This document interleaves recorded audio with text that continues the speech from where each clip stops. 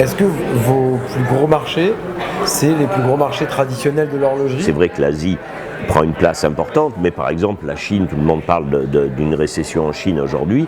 Moi je me suis toujours astreint à ce que la Chine ne dépasse pas les 5% de mon chiffre d'affaires. La marque fonctionne très très bien en Asie, elle fonctionne très bien en Europe, elle fonctionne très bien aux États-Unis, en Amérique latine.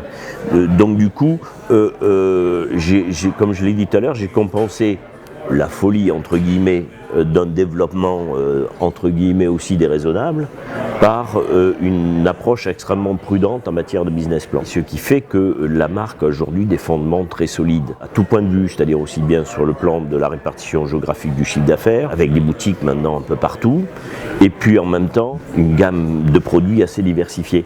Qui me permet parce que j'ai toujours décrété que la haute horlogerie pouvait être un ghetto dans lequel on peut s'ennuyer beaucoup et qu'elle devait s'ouvrir au monde, c'est-à-dire, quand je dis au monde, c'est-à-dire au monde du lifestyle, au monde du sport, au monde de la femme. Et dès lors que l'on fait ça, on s'aperçoit qu'on a de véritables autoroutes en matière de créativité, de développement, etc. etc.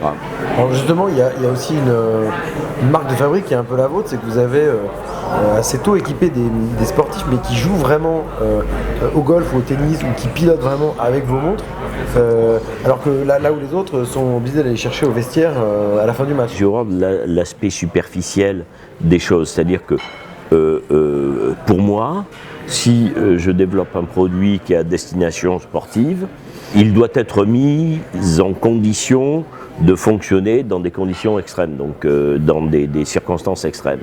Et ce qui fait que tous les sportifs avec lesquels je travaille, Nadal, Massa, Pablo Magnono, Baba Watson, Johan Blake, etc., Sébastien Loeb, tous ces sportifs amènent les produits dans des conditions extrêmes. Et moi, ça m'intéresse beaucoup parce que, pas seulement en matière d'image, mais aussi parce qu'on acquiert un savoir-faire qui est fantastique. Parce que dès lors qu'on va sur le champ de bataille, qu'on met son produit en danger extrême, parce que c'est clair, quand vous avez une montre au poignet de Rafael Nadal, elle est soumise à des